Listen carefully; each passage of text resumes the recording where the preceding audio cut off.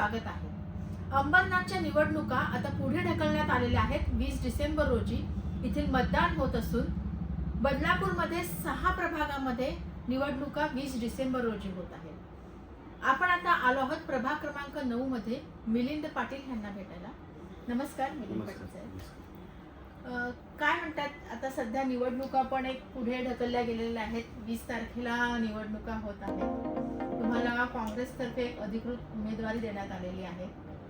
तर तुम्ही आतापर्यंत जो काही प्रचार केला तर तुम्हाला तुमच्या प्रभागाबद्दल काय सांगाल? निवडणुका पुढे गेल्या ह्या न्यूज तर आम्ही बघितले, पण प्रॉपर अशा सगळ्या गोष्टी आमच्यापर्यंत आल्या नाही. जोपर्यंत शासनाचा GR आम्ही वाचून वगैरे त्याच्यानंतर हे, कारण की बऱ्याचशा गोष्टीची अफवा पण पसरली जाते. पण आम्ही जनतेमध्ये काम करणारे कार्यकर्ते, सर्वसामान्य जनतेचं काम करत असतो आणि निवडणुका आल्या म्हणून आम्ही काम करतोय आणि निवडणुका पुढे गेल्या म्हणून आम्ही काम करायचं थांबवा असं काही नाही. तर आमची जी कामाची जी पद्धत आहे ते आम्ही काम करतच राहणार आणि जशी निवडणूक लागणार 20 दिवस पुढे जाऊ दे किंवा 2 महिने पुढे जाऊ, पण आम्ही कामाची जी पद्धत आहे आम्ही कंटिन्यूस ठेवणार. म्हणजे आपल्याला काही तसा फरक काहीच नाही. आपली रुटीन्स जी आहेत जी बघा, मतदान आपल्याला प्रभागामधून आता 2015ला मी नगरसेवक म्हणून लोकांनी मला निवडून दिला. निवडून दिल्यानंतर प्रभागामध्ये आम्ही कंटिन्यू काम करतो.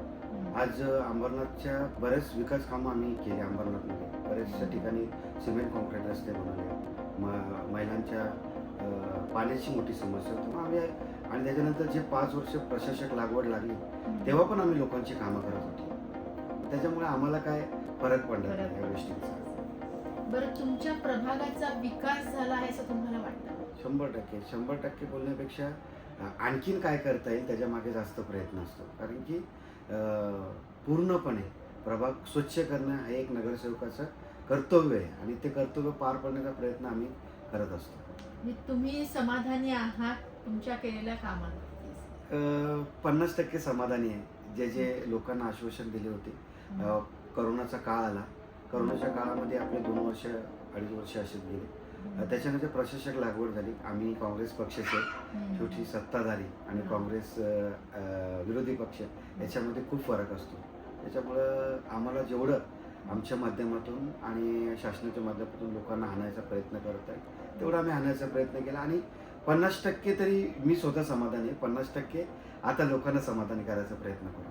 ते तर आहेच. आपण कामं जरी करत असलो तरी सुद्धा दैनंदिन कामं ही नित्यनेमाने येतच राहतात आणि सर्वच कामं ही मार्गावरती असतात पण पूर्ण होतातच असं हे नाही.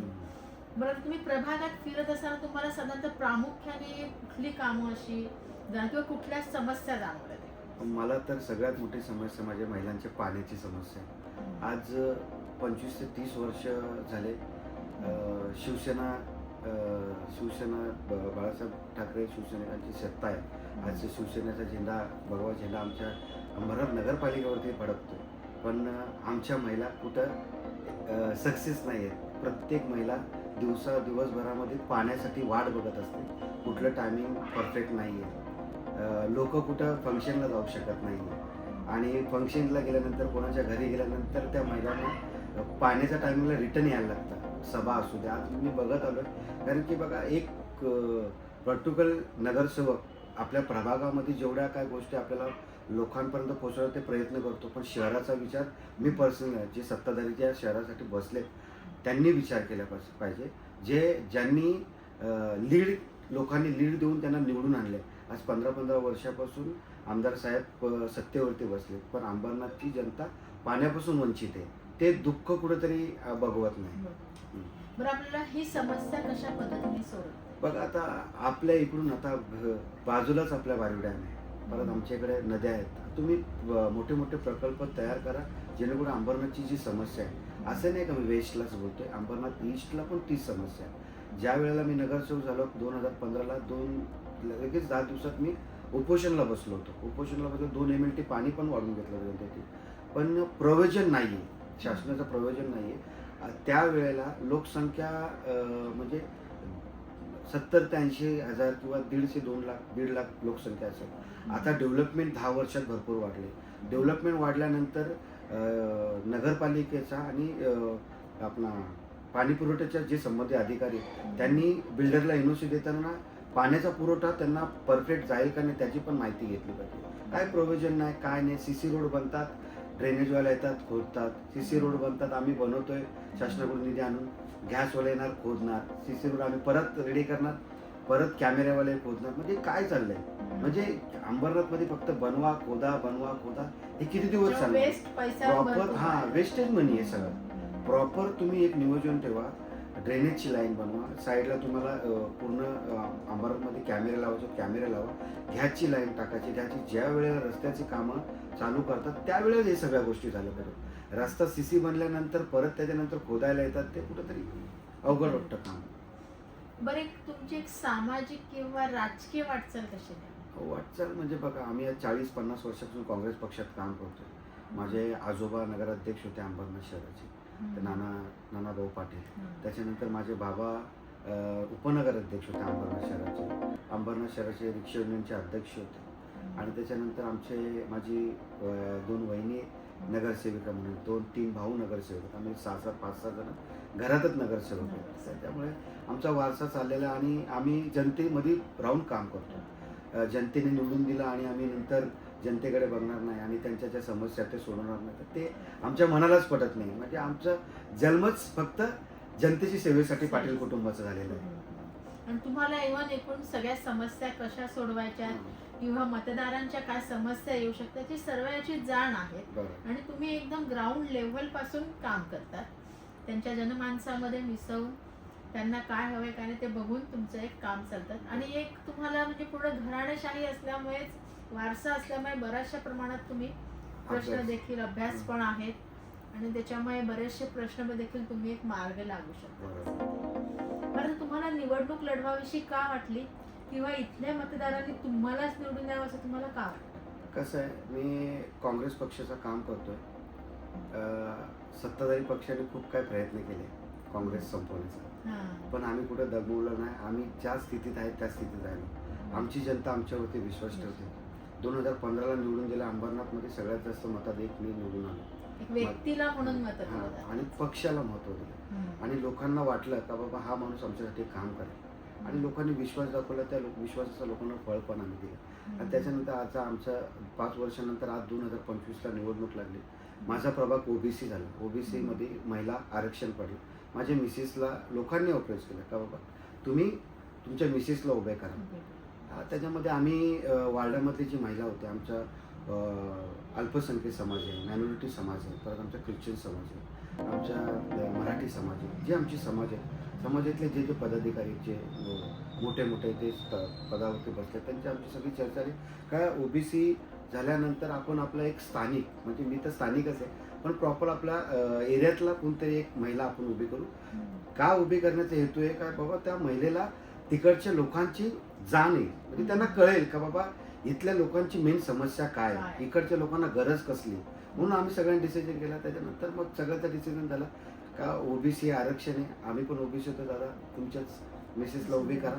आणि लोकांच्या आशीर्वादाने, सगळ्यांच्या आशीर्वादाने आज माझ्या मिसेसला चांगला प्रतिसाद मिळतो, लोकांचे आशीर्वाद मिळतात. आणि माझा मुस्लिम समाज झाला, माझा ख्रिश्चन समाज झाला, मायनॉरिटीचे सर्व चांगले हे माझ्या मिसेसला प्रभागामध्ये आहेत. ते सगळे आशीर्वाद देऊन तिचा पाठबळ वाढवतात. म्हणजे तिला पण एक जोश आलाय आणि ती आणखी जोमाने काम करते.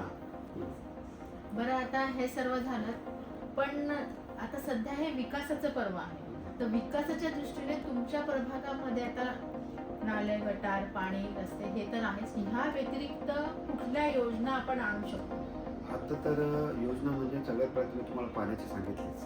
बाबा पाण्याचा आपण महिलांसाठी, आपण ज्या महिला आहेत, गरजू महिला आहेत, त्यांच्यासाठी एक शिलाई मशीनचा कॅम्प ओपन करायचा असेल. परत काही शासनाकडून जे आले, माझ्या प्रभागामध्ये अपंग लोक आहेत, त्या अपंग लोकांना आपण शासनाकडून किती मदत करू. परत सिनियर सिटीजन आपल्या महिला आहेत, त्याच्यामध्ये आमची आता 2 दिवसापूर्वी चर्चा झाली काही अशी काय अंबरनाथमध्ये आपण हे करू का जिथे लाख 2-2 लाख रुपये लोक ऑपरेशनला खर्च करतात, तिथे आपण कमी पैशामध्ये 10-20 हजार रुपयामध्ये आपण एक ट्रस्ट बनवून शासनाचे निधी यूज करून आपण त्यांना एक मोफत आपल्या कमीत कमी, म्हणजे बघा आज सर्वसामान्य लोकांकडे पैसे नाहीत, छोट्या मोठ्या गोष्टी ताप गोळ्या वगैरे खाऊन पण जे मोठी ऑपरेशन आहेत, तर आज बघा ना बरेचसे अंबरनाथमध्ये रिझर्वेशन प्लॉट आहेत, पण कुठे हॉस्पिटल आहे, हॉस्पिटल कुठे काय आहे? दाखवा ना. आज लोकांना हॉस्पिटलची गरज लागते मुंबईला पळायला.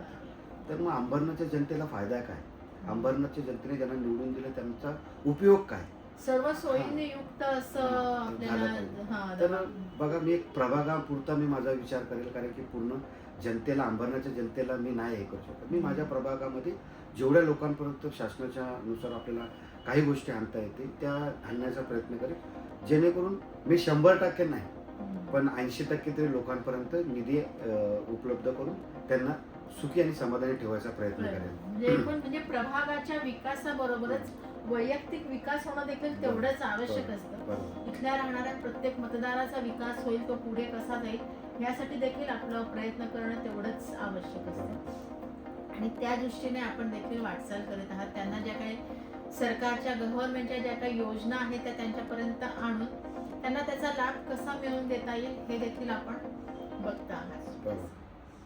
तर आता तुम्ही मतदान आहेत 20 डिसेंबरला, तर तुम्ही एक मतदारांना काय आव्हान करता? काय नाही बघा, सर्वप्रथम तर सगळ्या मतदारांचं मी मनापासून अभिनंदन करत धन्यवाद करेल, कारण की तुम्ही माझ्या 9 प्रभागामध्ये जो मला प्रतिसाद देताय, खरंच मी मनापासून तुमचा धन्यवाद आहे. तुम्ही कामाची जाण ठेवली आणि काम केलं, त्याला निवडून दिलं.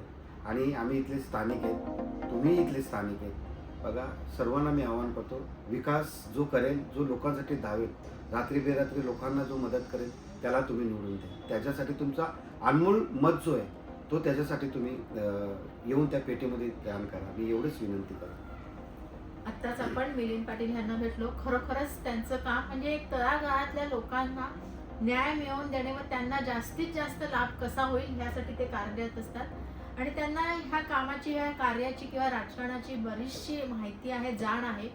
तर आपण एक आशा करूयात की इथले मतदार ह्यांच्या पाठीशी उभे राहून ह्यांना नक्कीच विजय करतील. जय हिंद, जय महाराष्ट्र.